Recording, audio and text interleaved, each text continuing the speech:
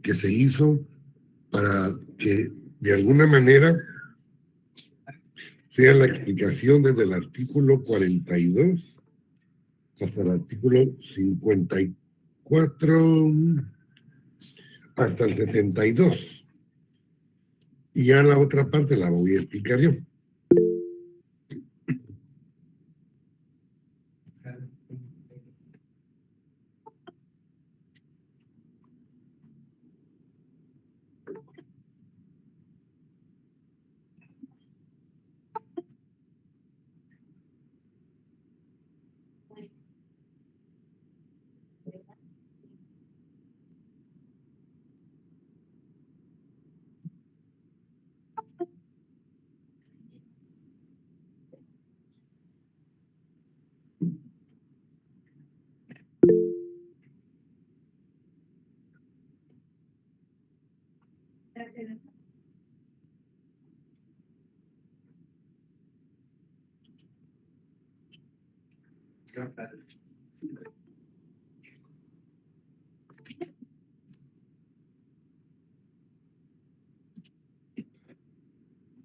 Todavía están ingresando.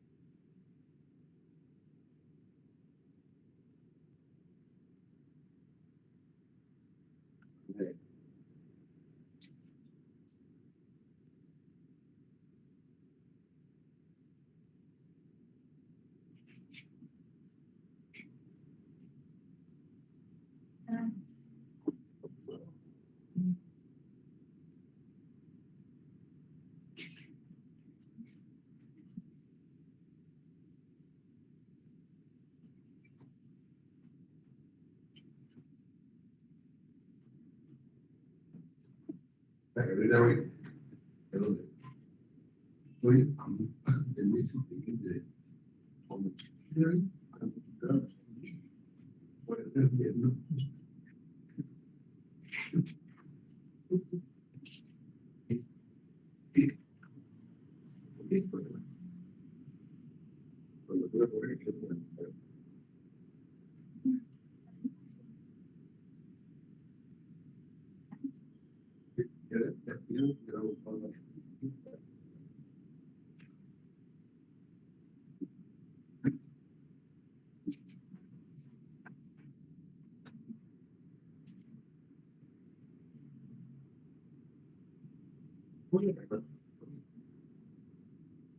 ahí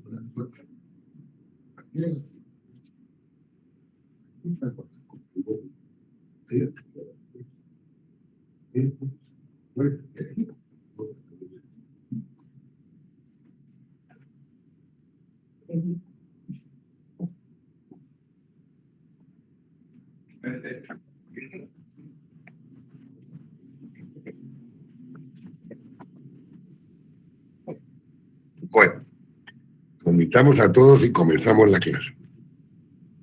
Vamos por 119, ya es bastante.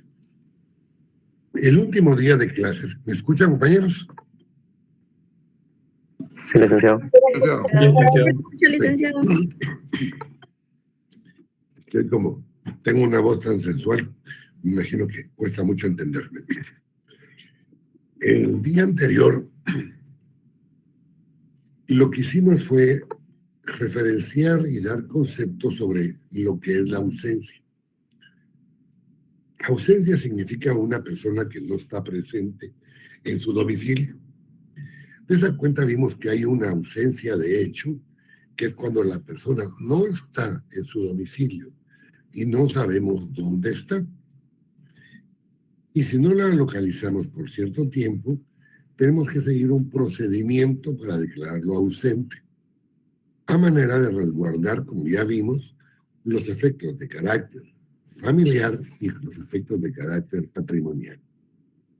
Ya en la segunda parte hablamos de que al estar firme la ausencia y pasar determinado tiempo, podemos de alguna forma tramitar lo que es la muerte presunta, es decir que como no localizamos al ausente, presumimos que esta persona desapareció, que está muerta. Y vamos a ver el trámite de cómo declararlo muerto presunto. Comencemos entonces con la ausencia. Vámonos por favor al artículo 42 del Código Civil. Dice capítulo 4 de la ausencia. Y artículo 42. Es ausente la persona que se halla fuera de la República y tiene o ha tenido su domicilio en ella. Se considera también ausente para los efectos legales la persona que ha desaparecido su domicilio y cuyo paradero se ignora. ¿Qué es lo que hemos estado diciendo continuamente, verdad? Es decir, cuando una persona no sabemos de su paradero, aunque se halla fuera de la República, pero no hay control migratorio, o en su defecto, ha desaparecido su domicilio y no sabemos, ignoramos de su paradero. Eso ya es lo que hemos venido diciendo. En el artículo 43, declaración de ausencia para la representación en juicio. Toda persona que tenga derechos que ejercitar o obligaciones que deba cumplir en la República y sea ausente de ella, deberá dejar mandatario legalmente constituido, con todas las facultades especiales para responder de las obligaciones del mandante y si no lo hiciere, se declarará ausente a petición de parte. Artículo 44. La declaratoria anterior tendrá como único objeto nombrar defensor judicial al ausente para los efectos en que deba responder a una demanda o hacer valer algún derecho en juicio. Si lo vemos resumido y explicado, entonces, en el artículo 43 se nos indica que cuando una persona va a dejar el país, se va a ausentar, lo que debería hacer es dejar un mandante, perdón, un mandatario. Él va a ser el mandante. 680. Vámonos, por favor, en el Código Civil al artículo 1686, por favor. Artículo 1686 del Código Civil. Dice título segundo del mandato, capítulo 1, disposiciones generales, artículo 1686. Por el mandato, una persona encomienda a otra la realización de uno o más actos o negocios. El mandato puede otorgarse con representación o sin ella. En el mandato con representación, el mandatario obra en nombre del mandato y los negocios que realice dentro de las facultades que se le concedió obligan directamente al representado. El mandato sin representación, el mandatario obra en nombre propio sin que los terceros tengan acción directa contra el mandante. Solo es referencial lo que estoy leyendo. Si ustedes miran en su Código Civil la parte que estamos leyendo, es la primera parte de las obligaciones 2, en donde están los contratos en particular. Tenemos dos contratos que son preparatorios, que son la opción y la promesa, y como un contrato preparatorio o de opción o de gestión, perdón, encontramos el contrato de mandato. Entonces, si una persona se va a ausentar de la República, debería de dejar a alguien que lo represente. Al representarlo, entonces va a ejercitar los derechos en representación del que se va a ausentar, el mandatario, que es su mandante, el que va a salir, y de igual forma va a cumplir con las obligaciones a las cuales estuviera adherido. Si en todo caso la persona, como dice el artículo 44, no deja mandatario, entonces se le nombrará un defensor judicial al ausente para que responda de una demanda o haga valer algún derecho que le correspondiera.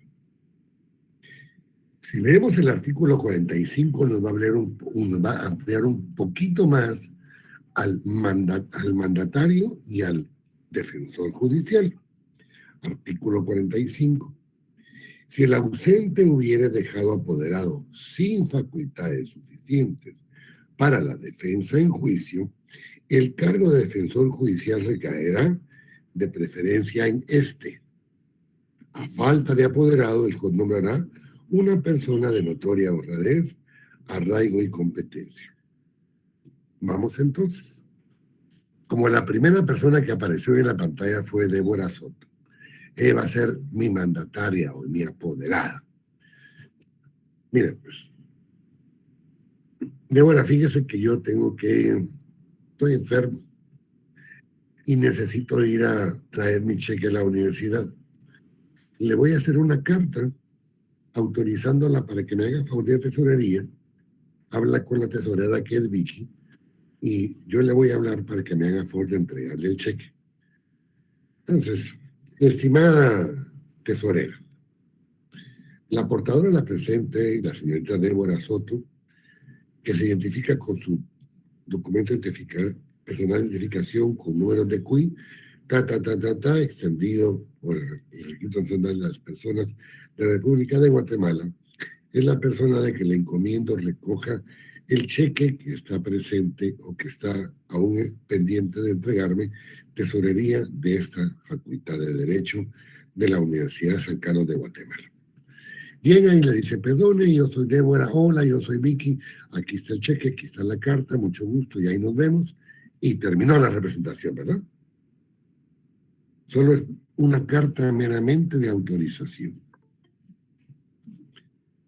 Ahora pensemos que yo me ausento y me van a buscar a mi domicilio, no me localizan, me buscan en los lugares que podría frecuentar, no me encuentran, y durante algún tiempo no saben de mí, de mi persona. Bueno, pero yo tengo obligaciones que cumplir y derechos que ejercitar. Entonces vienen y le dicen al juez, mire juez, fíjese que el Carlos se peló usted, no lo encontramos por ningún lado. Pero tenemos una representación en juicio a donde él le conviene o en donde él tiene que cumplir con ciertas obligaciones y queremos hacerlo en su ausencia. Entonces nombremos a alguien que lo represente. Lo primero sería, perdone, Carlos dejó algún mandante, algún mandatario, una persona que lo represente por medio de una escritura pública en el protocolo a cargo de un notario. No. ¿No dejó entonces a nadie? No. Mire, la única que un día le dio una carta de autorización fue a Débora Soto, a la sección A, porque él le pidió favor que fuera a alguna cosa a la Facultad de Derecho y ella le hizo el favor, llevando una carta. Entonces nombrémosla a ella, si no pues. ¿Por qué nombrémosla a ella? Si ahorita vemos 172 personas en el chat, y yo le conferí cierto derecho a Débora para que me representara, era porque confiaba en ella, ¿verdad? Entonces, si confía en ese momento, con una simple carta de representación, ella podría representarme en juicio como mi defensora judicial. Porque si yo confié en ella es porque tenía cierta confianza. Entonces el juez va a indicar que ella podría ser mi defensora judicial. En todo caso, si no hubiere o ella no aceptara o no hubiere nadie, entonces se va a nombrar a una persona por parte del juez que sea honrada, de arraigo y de competencia. En la hojita que les acabo de enviar, dice hasta arriba, declaración de ausencia para guarda y administración de bienes del ausente. En el primer cuadrito, conforme la jerarquía en su mano superior izquierda, dice, cuando el ausente tiene bienes que deban de ser administrados, el juez nombrará un defensor específico que puede ser cualquier persona capaz o la Procuraduría General de la Nación para que tenga a su cargo bienes del ausente. Cuando el ausente dejó mandatario, si el ausente hubiera dejado mandatario, no teniendo las facultades necesarias para poder ser defensor judicial, aún así se preferirá para ocupar el cargo. Pero si no hubiere dejado un apoderado, el juez lo nombrará atendiendo a 3 características: honradez, arraigo y competencia. ¿Qué es lo que estoy explicando, verdad? Bien, vámonos al artículo 46. Ya le nombramos a Carlos, alguien que lo defienda en juicio. Si dejó mandatario, a mandatario, y si no hubiera dejado mandatario, entonces se le busca una persona en la que él hubiera confiado. Si no hubiera, entonces se le nombra un defensor judicial que va a tener que ser una persona de notoria honradez, arraigo y competencia. Por ahí vamos, ¿verdad? Pero este es un cargo provisional, un cargo de inmediato. Entonces dice el artículo 46. ¿Cuándo termina el cargo de ese defensor judicial? El cargo que le dimos a Débora, ¿verdad? Termina el cargo de defensor judicial del ausente desde que termine el litigio en que se le nombró. Si terminó el litigio, no tiene objeto que siga siendo representante defensora judicial, si ya terminó el juicio. B. Desde que se provea de guardador de bienes al ausente. Es decir, primero le nombramos a un mandatario, si lo hubiera dejado, sino un defensor judicial. El defensor judicial va a ser nombrado de inmediato para que lo represente en juicio. Pero obviamente el ausente tiene derechos y obligaciones que debe cumplir y bienes que le son propios y se deben administrar. Entonces, como el primer cargo de era meramente provisional, de inmediato, de urgencia, termina su cargo según el numeral B, el literal B, porque termina el proceso, pero en ese momento se nombra un guardador de los bienes del ausente. Desde que el ausente, dice la literal C, sea persona por sí o por medio de apoderado con facultades suficientes. Yo me ausenté, no dejé mandatario. Así, en forma muy rápida, viene y judicialmente nombran a Débora. Y si no, nombran a otra persona que el juez considere que tienen suficientes calidades. Ahora, pero vengo yo y donde esté, no importa, en donde esté, emito un mandato, una representación de una persona para que lo haga dentro del territorio de Guatemala. Entonces, ya esa persona que va a ser nombrada por mí, en donde yo estuviere, va a tener las suficientes calidades y características para poderme representar. Entonces, ya no se nombra aquel guardador, aquel mandatario de improviso, entonces deja de funcionar como tal, de fungir como representante del ausente.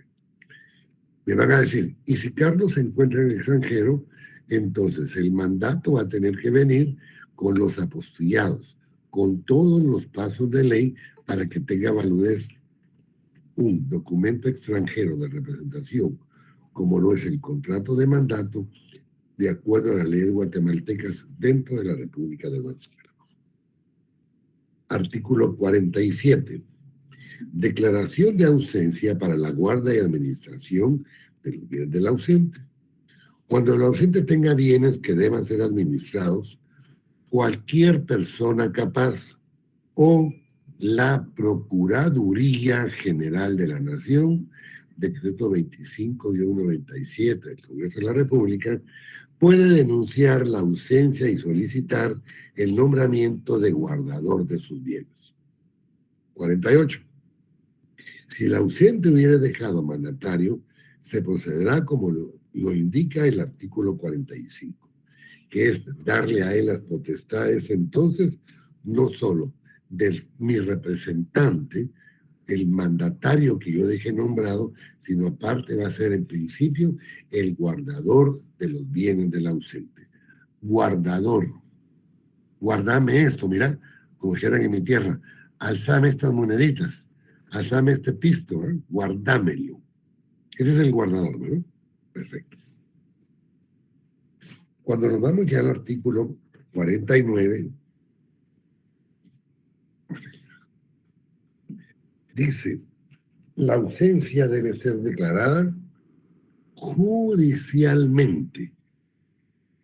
Concluido el procedimiento respectivo y hecho el nombramiento definitivo de guardador, aquí ya el guardador tiene un cargo definitivo. La persona designada, entre las que mencionan los artículos que preceden, recibirá los bienes llenando previamente los requisitos legales y asumirá la representación del ausente, cesando en sus cargos el defensor judicial y el depositario provisional, que fue en principio llamado guardador. Vámonos a la hojita. Dice, la ausencia debe ser declarada judicialmente. Concluir el procedimiento respectivo. Luego deberá nombrarse en definitiva a el guardador definitivo. El guardador deberá haber llenado los requisitos legales y asumir la representación del ausente. ¿Cuáles son esos requisitos legales? Aunque esto los vaya a leer, los voy a explicar. En principio se va a ver un acta de cernimiento de cargo. Es decir, el juez o en el juzgado se va a levantar un acta de discernimiento del cargo, en donde se le va a nombrar guardador definitivo de los bienes del ausente. Y ahí mismo se va a indicar que quedan sin efecto los cargos de guardador judicial y los del depositario o guardador provisional. El guardador, dice el otro cuadrito, recibirá los bienes cesando en sus cargos el defensor específico y el depositario provisional. Tendrá derecho a una retribución anual que fijará el juez de primera instancia competente. Esta retribución no bajará de 5 ni excederá el 15% anual de las rentas y productos bienes del ausente, con la condición de que si éste es removido de su cargo, no tendrá derecho a retribución alguna cuando estuviere por su culpa. Leamos el código entonces y busquemos esa parte. Artículo 50. El representante del ausente pregunta al público, a los 175 que hay allá adelante míos, ¿quién es el representante del ausente en este artículo 50?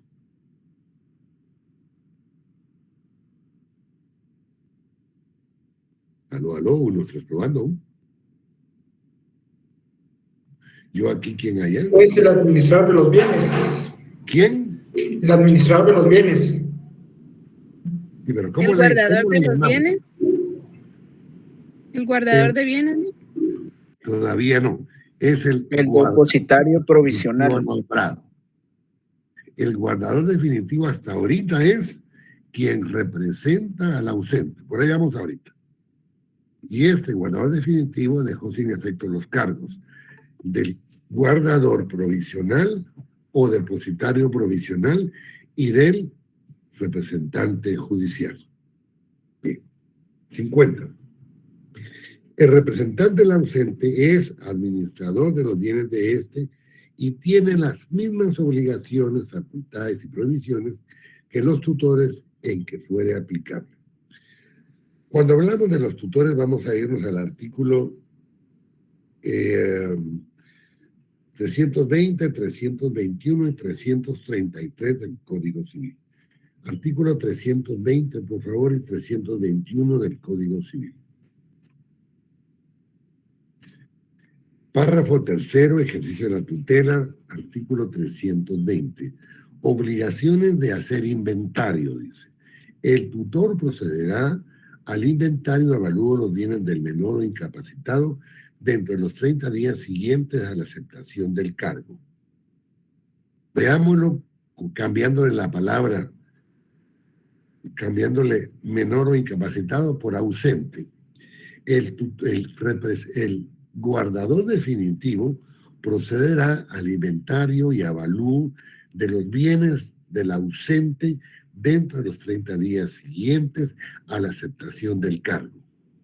Así tendremos que leerlo cuando estemos leyendo la ausencia, ¿verdad? Artículo 321. Constitución de garantía.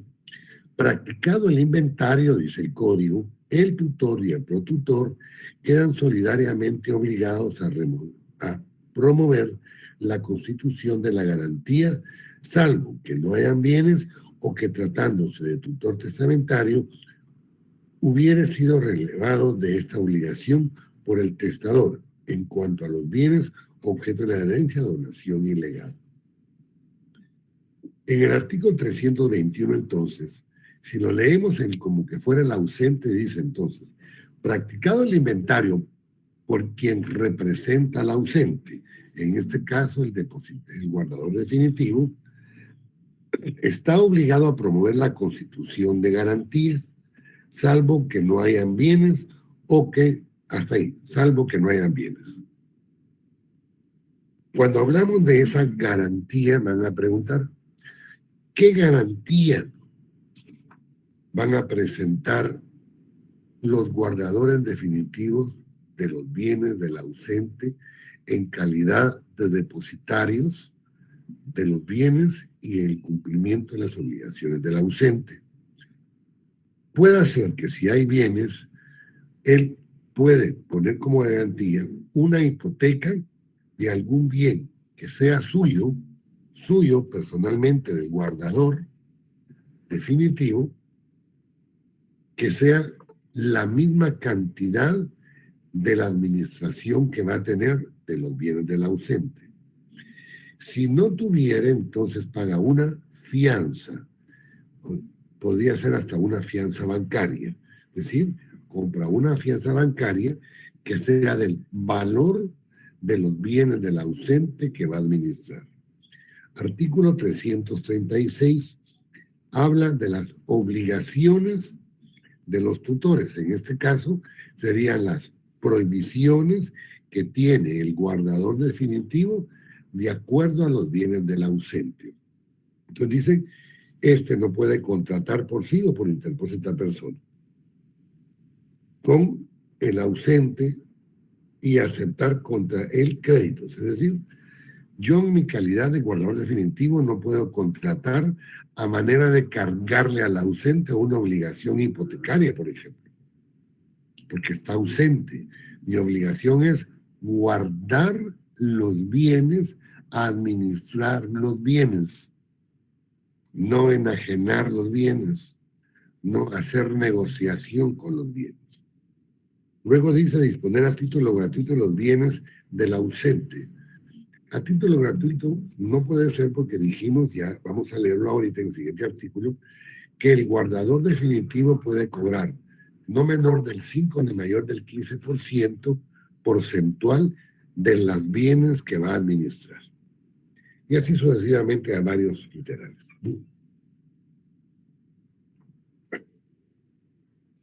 Perdonen, me están llamando al extranjero. Me disculpan, un momentito. Sí, no tengo pena.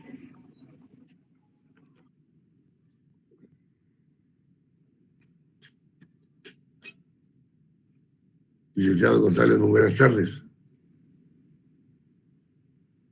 Aló, licenciado González.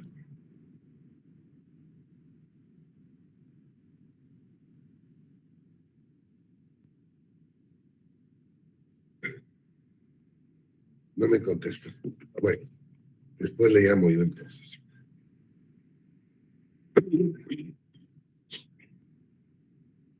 Artículo 51 del Código Civil.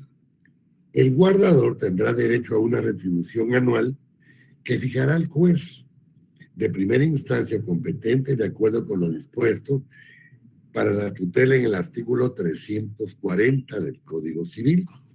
Vámonos al artículo 340 del Código Civil.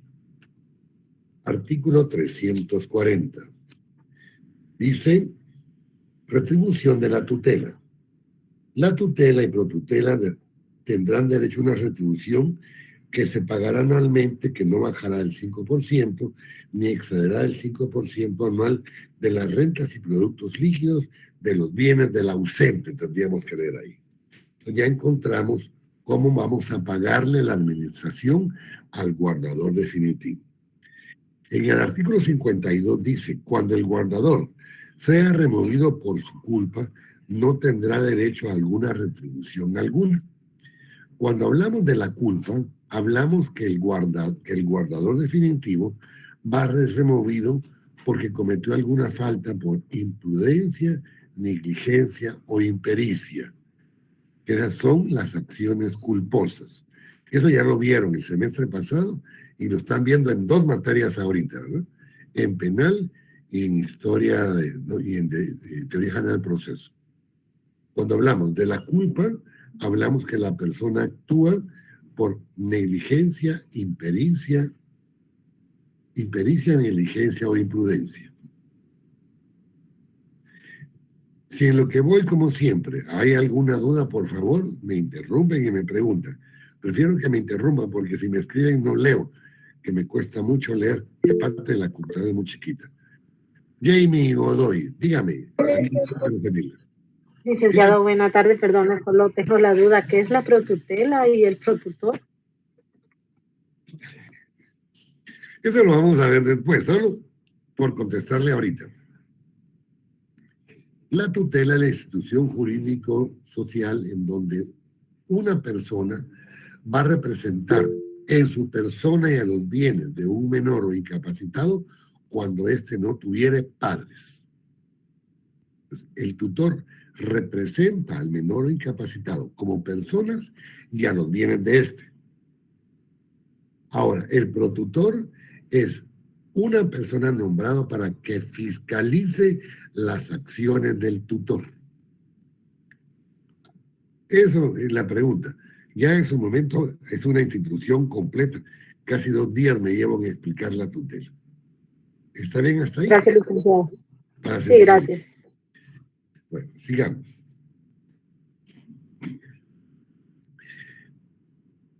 A ver, me gusta ser repetitivo porque como esto es tan largo, ¿verdad? Nombramos, primero preguntamos, ¿dejó mandatario? No. Entonces nombrémosle a un representante o en todo caso busquemos a alguien en el que el ausente tuvo confianza para nombrarlo como representante judicial. El representante judicial viene y nombra a un guardador o a un depositario provisional. Cuando termine el cargo de este, nombramos a un guardador definitivo, ¿verdad? Que es lo que estamos leyendo ahorita. Cuando termina el cargo de guardador definitivo, es el artículo 53.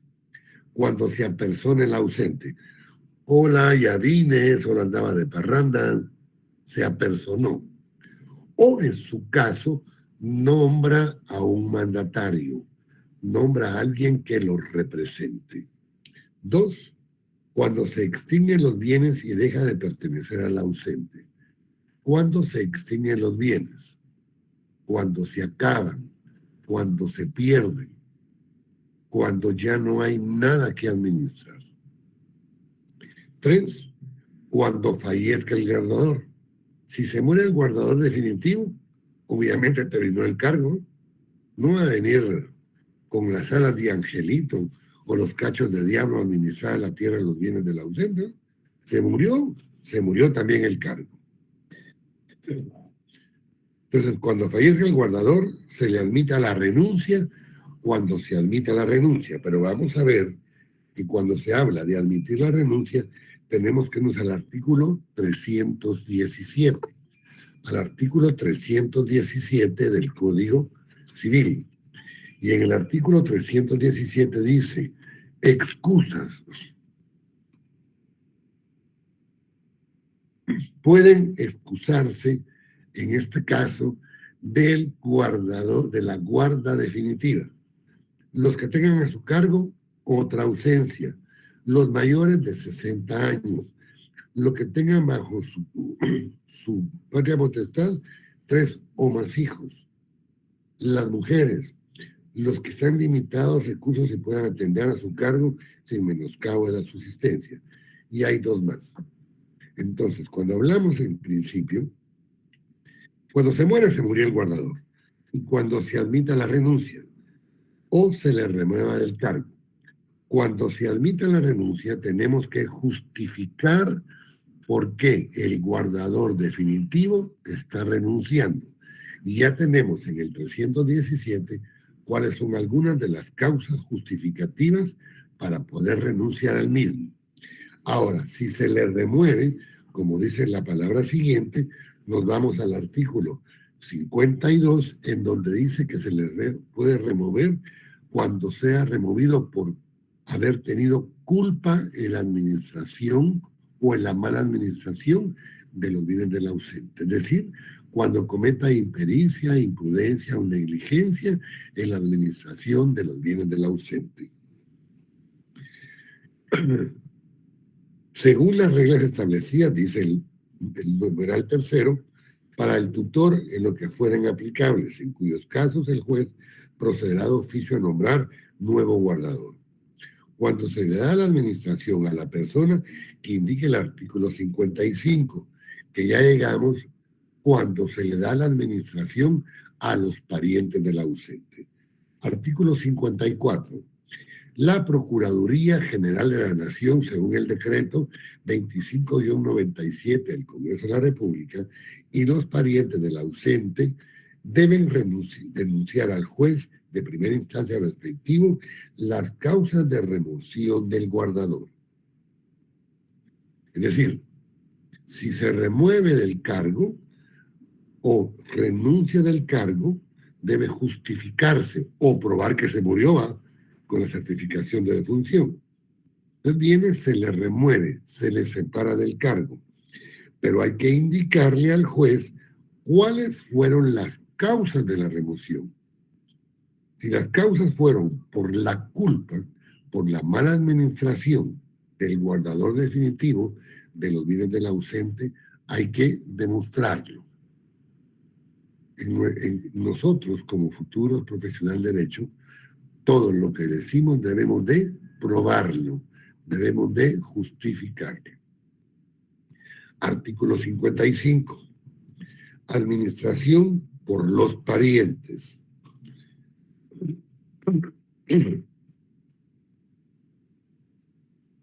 La administración de los bienes podrá ser solicitada y ejercitada por el cónyuge e hijos del ausente, y a falta de ellos, por los parientes consanguíneos en el orden de sucesión que establece la ley. Cuando hablamos en principio, de la administración de los parientes, vámonos por favor a los artículos 1078 al 1084 del Código Civil. 1078 al 1084. Se los voy a resumir. Pónganme atención, por favor. ¿Quiénes son los primeros llamados a la sucesión? el cónyuge sobreviviente y los hijos, todos los hijos, hombres, mujeres y adoptivos, todos. A la ley no le importa quién es la mamá o el papá, le importa que sean parientes o hijos, en este caso del ausente. A falta del cónyuge o de los hijos, se nombran los parientes consanguíneos en línea recta ascendente, padres, abuelos, bisabuelos, tatarabuelos. A falta de estos parientes, se nombran los parientes consanguíneos en línea recta descendente. Como no hay hijos, nietos, bisnietos, tataranietos. Y a falta de estos parientes, entonces, se nombra a los parientes consanguíneos hasta el cuarto grado de consanguinidad, los más cercanos, en este caso, a ser parientes del ausente. Sus tíos, sus primos hermanos, sus tíos abuelos, etcétera, etcétera. Bien. Ahora, cuando hablamos, bueno, del orden de la sucesión ya dijimos dónde está, ¿verdad? Que están en los artículos del 1078 al 1084. Artículo 56. Antes de concederse la administración a los parientes del ausente, se practicará inventario y tasación de los bienes y liquidación o partición de los que pertenecieron al matrimonio si el ausente fuere casado. Aquí hay un montononón que hablar. Miren, pues. Como tenemos ahorita la administración a cargo del guardador definitivo, que lo vamos a cesar en su cargo. Ya vimos cuáles son las causas, ¿verdad? Porque se muere, por remoción o por renuncia. Bueno, entonces viene y se le va a dar la administración de los bienes del ausente a los parientes. Ya dijimos en el artículo anterior quiénes son los parientes, en qué orden vamos a llamar a los parientes para que administren los bienes. Ahora bien, al que le tocare como pariente administrar los bienes del ausente, juntamente con el guardador definitivo, van a hacer un inventario. O sea, ¿cuáles son los bienes? Un inventario. Así como en tercero básico, la maravillosa y linda clase que a todos nos fascinó, que se llamaba contabilidad general, ¿verdad? Activo o pasivo. Activo, circulante, fijo y diferido. Pasivo, activo, circulante, fijo y diferido. La sumatoria entre el activo y el pasivo nos da un saldo a favor o un saldo en contra, o ganancia o pérdida. Pero también para hacerlo habrá que tasar los bienes del ausente, es decir, vamos a ponerle un valor. ¿Para qué le vamos a poner un valor? Porque recuerden que el administrador de los bienes del ausente tiene un salario anual, pero va a ser dependiendo de la cantidad de dinero que él esté administrando. Por eso hacemos un inventario y le ponemos valor a los bienes. Liquidación o partición de los que pertenecen al matrimonio si el ausente fuere casado. Después del primer examen parcial vamos a entrar a la segunda parte, que es el derecho de familia. Dentro de ello vamos a ver los regímenes económicos del matrimonio y las capitulaciones matrimoniales. Y vamos a ver que hay 4 regímenes económicos matrimoniales a los cuales van a optar los cónyuges, los casados, los esposos, para administrar los bienes del haber conyugal, que son la comunidad absoluta de bienes, la separación absoluta de bienes, el régimen de comunidad de gananciales, y si no se nombrara ninguno de estos, se tomará el régimen subsidiario, que es similar a la comunidad de gananciales. Es decir, yo estoy casado con Evelyn, que está muy atenta siempre, la felicito, gracias, y viene y me ausento. ¿Se acuerdan que el ausente fui yo? Y mis parientes van a ser Jennifer y Flavio. Entonces, miren, muchachos, vamos a administrar los bienes de Carlos porque Evelyn, como cónyuge, no quiere. Perfecto, pero ella tiene derechos sobre los bienes del ausente, de acuerdo al régimen económico matrimonial que ellos optaron. Artículo 57. Los parientes que solicitaran la administración constituirán hipoteca o prestación de fianza por el valor de los bienes del ausente mientras no se otorgue la expresada garantía. No cesará la administración del guardador. Es lo que les decía, ¿no? ¿Cuál es la garantía que van a prestar? O hipotecan un bien y ponen en garantía ese bien que va a ser del mismo valor de la administración que van a tener de los bienes del ausente, y si no lo tuvieran, compran una fianza. ¿Por qué? Porque si ellos por su mala administración pierden los bienes, ¿con qué van a pagar los bienes del ausente?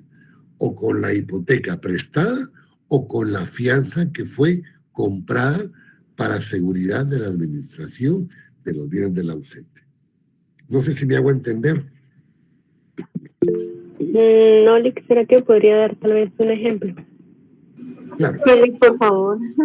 Yo tengo como ausente una casa en la zona 7 que según el Yusi cuesta, que decidió 30,000 quetzales.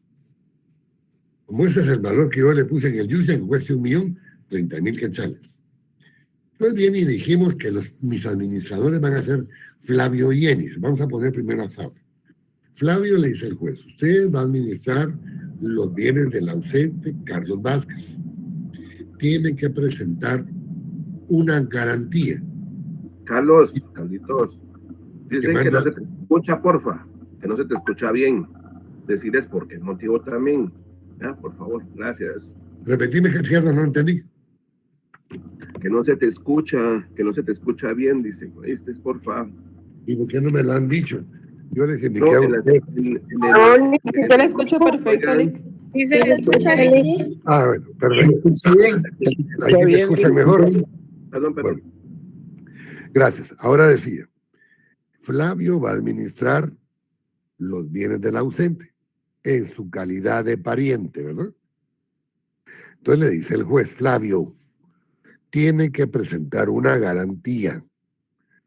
Ah, mire, licenciado, señor juez, o como dicen los abogados, algunos litigantes, yo no. Honorable señor juez, fíjese que no tengo un bien que cueste 30,000 quetzales. Entonces compre una fianza bancaria por 30,000 quetzales. Porque si usted administrando los bienes del ausente Carlos los pierde, tiene que pagar o con la hipoteca o con la fianza comprada. Ese es un ejemplo. A ver, Walfred Enrique, dígame. Buenas tardes, licenciado. Buenas tardes, compañeras. Buenas tardes, compañeros. Yo creo que una pregunta, digamos, si digamos, está ausente esta persona, ya sea se nombra un defensor judicial o la persona de confianza, entre comillas, pero si un familiar no quiere que estas personas representen la ausencia, digamos, se puede eso, digamos, el familiar se puede oponer. Claro, vamos a ver que se pueden oponer. Bueno, y esa es una pregunta. Y la otra, es un ejemplo de cómo manejan esta ausencia. Por ejemplo, no sé si estoy bien o mal, por ejemplo, hay unos políticos que han sido cuestionados, se van al extranjero, o sea, se ausentan, se desconoce su paradero, pero de ahí resulta unos abogados diciendo que su cliente está en el extranjero. Ese es un ejemplo de cómo... No, ellos no son ausentes. Ellos están evadiendo la justicia. Ellos son irresponsables porque no se presentan ante la ley a explicar cuáles son sus basamentos para demostrar o que son libres o que no son culpables. Esa no es ausencia. Aunque, digamos, se desconozca dónde estén, pero de repente aparece el abogado diciendo: yo represento a tal persona. Pero está en el extranjero, entonces no es ausente, porque sí sabemos dónde se encuentra. Por lo menos el abogado sí sabe dónde está. Bueno, gracias. Bueno, ¿hasta aquí alguna otra pregunta? Si no, continúo. Licenciado, perdone. Espérame, antes de que siga, Sergio, no por usted, sino por todos. Fíjese que hay un fenómeno increíble. Cuando me preguntan, quitan la pantalla. ¿Por qué tan normales y de repente me preguntan y quitan la pantalla? No lo ha hecho Flavio, no lo ha hecho Luis Tánchez, ellos no, algunos otros no, pero regularmente cuando me preguntan, borran la pantalla y me dejan ahí solo la parte fija, ¿eh? A ver, Sergio, no vaya a poner la cámara, pregúnteme. Gracias, licenciado. Perdone, con el tema de la fianza bancaria, el trámite, ¿cómo es que proceden o cómo es que se hace para adquirir esa fianza bancaria y poder... Ese no viene al caso, pero se lo voy a explicar. Usted va al banco y le dice, mire, banco, quiero comprar una fianza de cumplimiento. Le ponen un asesor bancario y explica para qué es. Ellos le van a indicar cómo se hacen los pagos, qué es lo que usted puede pagar el 10% por abonos, y si hay incumplimiento tiene que pagar la totalidad de la fianza, como que fuera una deuda a favor del banco, como que fuera un mutuo que usted efectuó, etcétera, etcétera. Ahí tienen la tramitación completa. Eso lo van a ver en otra clase que no es la mía. Posiblemente lo miren en derecho administrativo, en derecho bancario, cuando miran las especializaciones. Pero el trámite es asistir al banco y con un asesor bancario va a comprar la fianza dependiendo de la acción por la cual vaya a comprar. Si en su calidad de tutor, protutor o administrador de bienes del ausente u otra figura jurídica que aún no hemos llegado. Muchas gracias, Lic. Licenciado, perdone. A ver, Marta. Sí, ya, licenciado. Una consulta. Normalmente cuando una persona le ponen arraigos que no puede salir del país, ¿verdad? Pero usted nos mencionó que el juez va a nombrar a una persona notoria de honradez, arraigo y competencia. ¿Eso qué significa? Arraigo. A ver, que tenga prestigio. Mire, la palabra arraigo, al igual que la palabra habitación, la utilizamos en muchas figuras jurídicas. Por ejemplo, hay una excepción de arraigo. Hay una anotación de arraigo. Hay la orden de que una persona no salga del país, es decir, se le va a plantear un arraigo. Pero cuando hablamos acá de arraigo y notoria honradez, estamos diciendo de que tenga prestigio. No significa que tiene que ser prestigio, no sé, que sea de apellido Mendoza, los dueños de Cementos Progreso, o Castillo, los dueños de la cervecería, no. Cuando hablamos de una persona de arraigo es que pueda demostrar que es una persona honrada, una persona capaz, una persona diligente. Dicho más guatemalteco, que no tengan cola que agarrarle, ¿eh? Eso significa. Gracias, licenciado. ¿Alguna otra pregunta? Sigamos entonces. Artículo 58. A la entrada del administrador designado en posesión de los bienes, cesará la representación del guardador, quien deberá rendirle cuentas de su administración.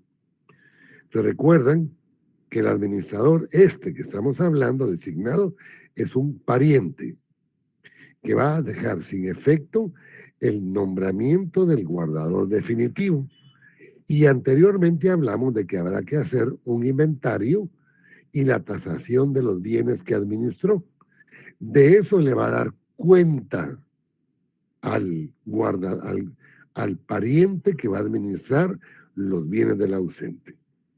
Artículo 60.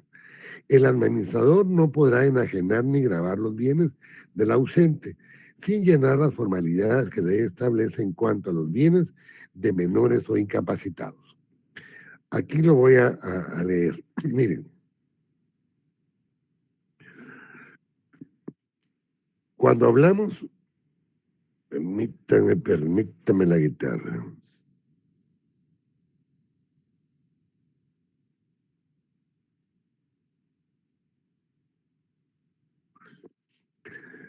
Artículo 60. Leí de que el administrador, que es un pariente que va a administrar los bienes del ausente, no puede grabar. No era ese artículo, gracias. Es que lo voy a referir al Código Procesal Civil y Mercantil, pero ya lo busqué. Tiene entonces que no podrá enajenar ni grabar los bienes del ausente. ¿Qué significa? Cuando hablamos de enajenar es vender, hacer ajeno lo que es mío, dice, enajenar. El administrador no va a poder hacer ajeno los bienes del ausente porque no son suyos, son del ausente. No los va a poder gravar. Si son bienes inmuebles, no los va a poder hipotecar, un gravamen hipotecario. Si son bienes muebles, no los va a poder prendar, porque el tema tampoco puede hacerse. Y luego dice, sin llenar las formalidades que la ley establece en cuanto a los bienes de los menores. Cuando hay un bien de un menor que tiene a su cargo el representante en su calidad de padre en el ejercicio de la patria potestad, o el tutor o el protutor de los bienes de los menores, no pueden enajenar ni gravar los bienes de aquel si no es por medio de un procedimiento de utilidad y necesidad. En la sección tercera, disposiciones relativas a la administración de los bienes de menores, incapaces y ausentes, artículo 418 del Código Procesal Civil y Mercantil,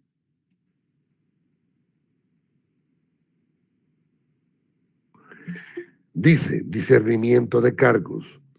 Todo tutor, protutor o guardador deberá solicitar al juez de primera instancia el discernimiento del cargo y el juez, antes de confirmarlo o discernirlo, podrá seguir de oficio información respecto a la moralidad, aptitudes del nombrado.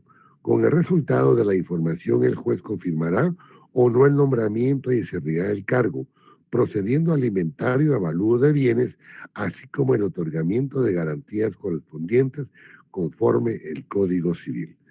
Eso ya fue lo que he venido explicando, ¿verdad?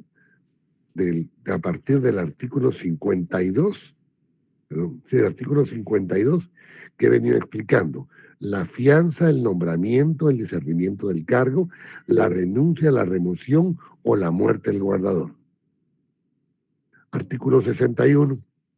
El guardador o el administrador que adquiera para el ausente bienes o derechos por sucesión u otro título gratuito, deberá denunciarlos al juez respectivo dentro de 15 días y amparará hasta el valor de estos bienes o derechos la garantía que hubiere prestado. Explico entonces. El guardador definitivo, o en su defecto cuando yo hubiéramos nombrado un administrador como pariente del ausente de los bienes de aquel, podría recibir el ausente un bien por herencia, es decir, por sucesión, ya sea intestada o testamentaria, o por otro título gratuito. Podríamos pensar como ejemplo en una donación pura, gratuita o simple, algo que le van a regalar al ausente. Pero en todo caso, ya sea que reciba una herencia en forma intestada, testamentaria o un título gratuito, como es una donación pura, gratuita, simple de un bien, este tiene un valor. El valor tasado debemos de informárselo al juez. Mire, yo recibí a nombre del ausente este bien que tiene un valor, pero igual él va a tener que subir el valor de su garantía o el valor de la fianza que tuvo antes de haber recibido este bien. ¿Me hago entender?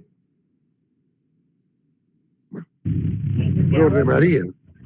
Flor de María. Hola. Hola, me enviaba una consulta, una pregunta.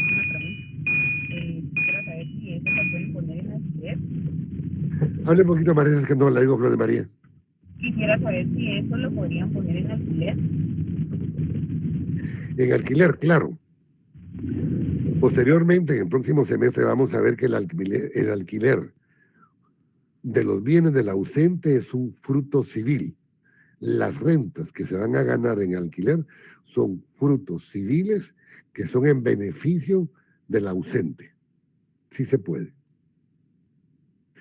Porque la ley es clara, donde el legislador distingue, el juzgador no tiene por qué hacerlo. El legislador dijo gravar o enajenar. Entonces, arrendar, como no lo suprimió, se toma como válido el arrendamiento los bienes del ausente.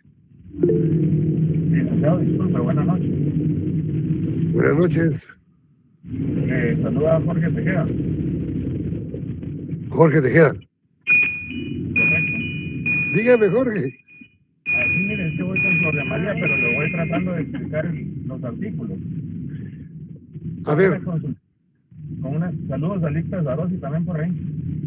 Con una consultita. En este tema de que se puede, usted mencionaba que se pueden grabar o enajenar. No se puede. Exacto, no se puede grabar o enajenar. Al momento de que sea el bien de un menor, las ganancias civiles no se le pueden dar directamente al menor. ¿Qué pasa en ese caso? No se le pueden dar al menor. Lo que sucede es que se recuerdan que el guardador definitivo, el tutor, el protutor o el administrador de los bienes del ausente en calidad de pariente va a tener que administrar los bienes. No es que le tenga que... En el ausente no se le puede dar ninguno, ¿eh? Y al menor no se lo puede dar porque él todavía tiene una incapacidad relativa. Él lo tiene en calidad de depositario de los bienes administrados del menor o del ausente en este caso. Por cierto, ya que me habló Jorge, a Jorge yo le tengo muchísimo cariño y le agradezco muchísimo que esté con nosotros. Él fue mi alumno, ya solo le queda pendiente la tesis. Siempre se ha distinguido por ser una persona muy activa, mi amigo de forma personal, y de veras gracias, Jorge, por estar con nosotros hoy. No, disculpa que me haya metido, pero voy a decir... Al contrario, me gusta que se mienta porque amplío un poco más de lo que estoy diciendo. Gracias, Jorito. Estamos y gracias. ¿Alguna otra pregunta? Sigamos entonces. Artículo 62. Se reputa vivo al ausente para efectos de adquirir por cualquier título mientras no se haya decretado posesión definitiva de los bienes. Aquí ¿el ausente puede comprar bienes? ¿Puede adquirir bienes? Claro que puede hacerlo por medio de quien lo representa. Hasta donde vamos ahorita, o el guardador definitivo o el administrador pariente de los bienes del ausente. Por supuesto que sí. Ahora, dice, mientras no se haya decretado la posesión definitiva. Ahora, cuando hablamos de la posesión definitiva de los bienes del ausente, a partir de ahorita entonces lo vamos a declarar muerto presunto. Es decir, va a ser causante. Es decir, si es muerto presunto, vamos a poder darle los bienes, derechos y obligaciones a sus herederos, sean estos testamentarios o legales en una sucesión ab intestato. Artículo 63. Muerte presunta y posesión de los herederos. Transcurridos 5 años desde que se decretó la administración por los parientes o desde que se tuvo la última noticia el ausente, podrá declararse la muerte presunta de éste. Y en tal caso, podrán sus herederos testamentarios o legales pedir la posesión de la herencia. Cuando hablamos de la posesión de la herencia, nos vamos a ir entonces al artículo 417 del Código Procesal Civil y Mercantil. Dice, artículo 417, posesión de los bienes por los herederos. La solicitud para obtener la posesión de los bienes por los herederos se sujetará a lo dispuesto en el artículo anterior, debiendo probarse, 1, que la ausencia ha continuado desde que se confirió la administración de los bienes. 2, que se ha declarado la muerte presunta del ausente. 3, que al tiempo de pedirse la posesión se tiene derecho a los bienes como heredero testamentario o intestado. Y el artículo 416 del Código Procesal Civil y Mercantil habla precisamente de la administración de los bienes por medio de los parientes del ausente. Artículo 64. Antes de. ¿A partir de cuándo entonces se comienzan a contar los 5 años para poder decretar la muerte presunta del ausente? Desde su última aparición o noticia, Lic. ¿Qué otro? Dígame, Marcos. Licenciado, muy buenas noches. Bueno, estamos hablando de la muerte presunta. Y los hijos, después de los 5 años, empiezan a pedir los herederos, lo que les corresponde de la herencia. Pero No. ¿A partir de qué momento comienzan a correr los 5 años para decretar la muerte presunta del ausente? Desde la última vez que fue visto. Fíjense que ustedes me están leyendo el artículo. Transcurridos 5 años desde que se quitó la administración por los parientes o desde que se tuvo la última noticia del ausente. Yo les pregunto. Yo me recuerdo que leí un articulito que decía que la ausencia... Licenciado. ¿Qué mandan? Desde la muerte civil o declarado civilmente. No.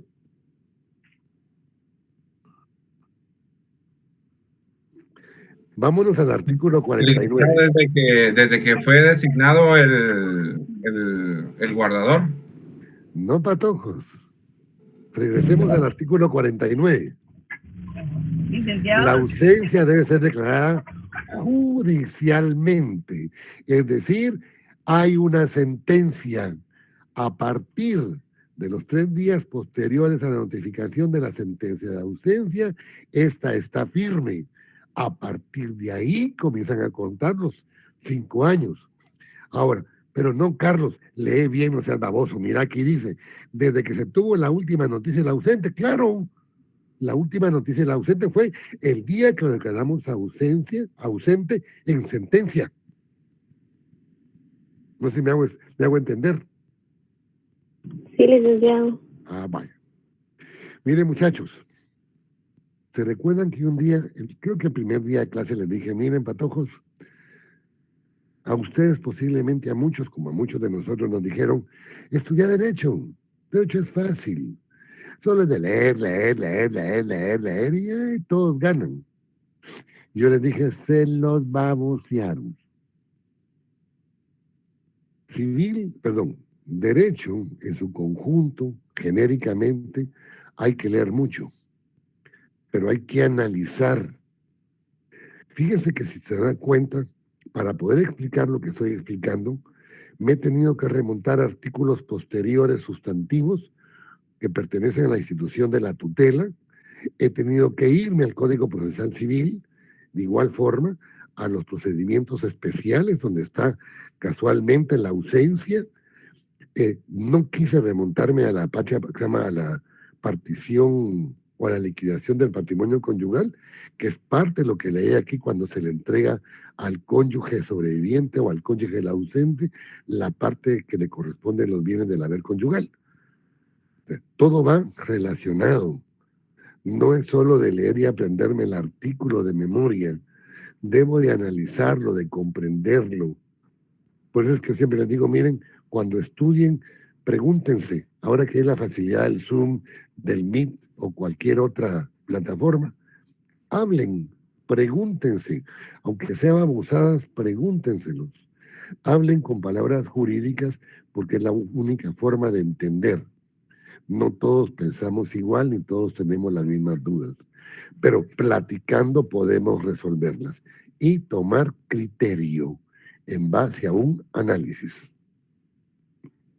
¿Alguna otra pregunta antes de que siga? Yo, licenciado. Vamos, pues, entonces voy a repetir el artículo 63.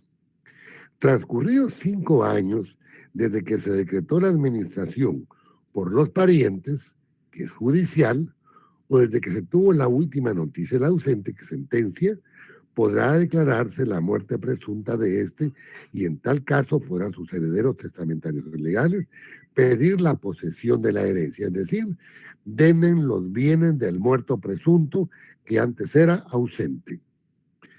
Podrá asimismo, dice, declararse la muerte presunta y habla de cuando hay cosas muy especiales. Por ejemplo, 1 año cuando hay una guerra y no aparece después de la guerra el muerto.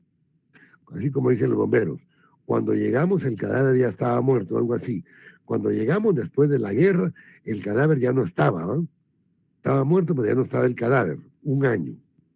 Cuando existe a bordo de un buque naufragio o cuando existiere desaparición de una persona a causa de una explosión, incendio, terremoto, derrumbe, inundación u otro siniestro. Ahora nos vamos a ir al artículo 70. Decretada la posesión definitiva, los propietarios de los bienes usufructuados, los legatarios y en general, todos que tengan derechos subordinados a la condición de la muerte del ausente, podrán hacerlos valer. Aquí voy a mencionar así muy poquito esto como frases. El usufructo es un derecho real de goce y disfrute, en donde una persona dueña de bienes llamada nudo propietario le entrega a otro usufructuario sus bienes para que goce y disfrute de estos, de su propiedad. Eso lo vamos a ver el próximo semestre. Cuando hablamos de legatarios, hablamos de los herederos particulares, es decir, de los que reciben en virtud de un testamento cosa concreta y específica en su calidad de herederos particulares. Artículo 71. Walfred levantó la mano, dígame. Licenciado, buenas tardes de nuevo. ¿Qué pasa al momento de que se declara judicialmente ausente a la persona según el artículo 49 y de ahí pues se hace la repartición de la herencia de acuerdo al artículo 63, pero después, ¿qué pasa cuando aparece así de la nada la persona? ¿Todo eso queda anulado? O sea, ¿los bienes regresan al ausente o perdió todo? Artículo 75 del Código Civil. Si el ausente o presunto muerto aparece o se prueba su existencia, aún después de la posesión definitiva, recobrará sus bienes y el estado en que estos se encuentren, el precio de los vendidos y los que provengan del empleo que se hayan hecho de ese precio. Gracias, licenciado, no había visto. Bueno. Ahora vámonos al artículo 76 y 77. Yo lo voy a poner en ejemplo y ustedes lo van a leer. ¿Se recuerdan que cuando comenzamos la clase el ausente fui yo, ¿verdad? Me ausenté, me declararon ausente, me declararon muerto presunto, hicieron la repartición de mis bienes, así como decía Walfred ahorita que me preguntó. Después de 20 años me aparezco. Hola. Ya vine. A la muchacha, qué grandes están mis hijos. ¿Y mi mujer? A mano, tu mujer se casó. ¿Cómo que se casó? Sí. Si vos ya estabas muerto, mano. Entonces aquella guardó luto. 9 días te lloró, 40 días te sufrió, 41 ya tenía novio, 42 se casó y felizmente casada. ¿Y ahora qué hago? Ya dijimos con los bienes, de acuerdo a la pregunta de Walfred, que tendrán que entregárselos, ¿verdad? Los que tuvieran los herederos en posesión, entregarlos, y si no, tasar la cantidad de su valor y regresárselos. Y con el matrimonio del Carlos y su mujer, que como estaba muerto, se le casó con otro, ¿qué hacemos? Artículo 77. Si el cónyuge de la persona declarada muerta contrae nuevo matrimonio, este será válido aunque el ausente viva, a no ser que los cónyuges o uno de ellos conociera tal circunstancia de estar vivo el ausente. En este caso, la acción de nulidad corresponde al ausente o al cónyuge que haya ignorado al casarse que aquel vivía. Esta acción prescribe a los 6 meses contados para el ausente desde la fecha en que tuvo conocimiento del nuevo matrimonio y para el cónyuge desde que supo la supervivencia del ausente. A ver, Manuel Enrique. Perdón, licenciado, ahí tiendo yo un poquito a confundirme con este artículo. Entiendo yo de que prácticamente entonces, bueno, él ya regresó y todo, prescribe, digamos, el matrimonio. No prescribe. No prescribe. Todo regresa a su estado original. O sea que la persona con la que está casado actualmente, digamos que ya se anularía ese nuevo matrimonio, por decirlo así. Es lo que estoy leyendo. Miren, pues.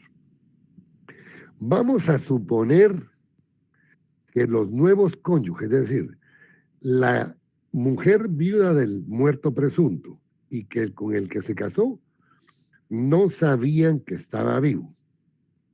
Entonces, el matrimonio es válido. Pero si sabía el cónyuge o el otro con el que está casada, el viudo, pongámosle, o la viuda, sabían de que aquel estaba vivo, aunque fue declarado muerto presunto, el matrimonio puede declararse nulo, pero tienen 6 meses para hacerlo. Para el ausente, desde que supo que su mujer se casó con otro. Y para la mujer o para el cónyuge que no sabía que estaba muerto, pero el otro sí, 6 meses a partir del momento en que supo de la supervivencia del cónyuge. ¿No? ¿Se me hago entender? Bien, licenciado. Sí, ahí, ojalá que a la hora del examen, pues, me pueda concentrar con esos temas. Gracias. A ver, licenciado. Luis, dígame, Luis. Tengo duda, nada más con lo que los cónyuges. Ejemplos, se va a declarar nulo el matrimonio, aunque esté casado el conviviente, pero si ellos estaban sabidos de la ausencia de cada uno o de la persona que está ausente, ¿no hay un castigo o algo así para ellos? ¿Por qué? A ver, me surge la duda, o sea, a principio de clase yo me casé con Evelyn, ¿se recuerda? Con Evelyn y Daniela. Sigamos con el ejemplo. Yo me ausento, me declaran muerto presunto y se casa con usted, Luis. Ni usted ni ella sabían que yo estaba vivo. El matrimonio de ustedes es válido. Pero si Evelyn o usted sabían que yo estaba vivo, yo puedo pedir la nulidad. O uno de ustedes que no sabían que yo estaba vivo. Porque el otro que sabía que estaba vivo no pedía nulidad. ¿Eh? Si hermano, él ya sabía, no tenía por qué haberse casado. Entonces, si no sabían, el matrimonio es válido el de ustedes. Si uno de ustedes sabía, tienen 6 meses para pedir la nulidad del matrimonio de Luis y de Evelyn. Ahora, si pasan los 6 meses y yo, como el que reviví de la muerte presunta, o el que no sabía de mi existencia, que fui declarado muerte presunto, que estaba realmente muerto, entonces también tienen 6 meses para pedir la nulidad. Y si no lo pedimos, se da por válido porque es un hecho consentido. Ok, licenciado, así estamos. Gracias. ¿Alguna otra pregunta? Ese ejemplo me ayudó mucho más, licenciado. Gracias. Perfecto. Bueno, chicos, ya son tengo que comenzar la otra clase. Como siempre, los espero el día martes. Les voy a mandar lo que corresponde a las personas jurídicas. Día martes. Día jueves tampoco tienen examen. Me voy a conectar el jueves y el martes de igual forma. La clase es bastante pequeña. Por favor, tengan sus dudas presentes de todo el contenido programático para el primer parcial y con todo gusto damos un repasín. ¿Está bien? Muy bien, Lic. Gracias, Hasta pronto. Gracias, licenciado. Buenas noches. Gracias.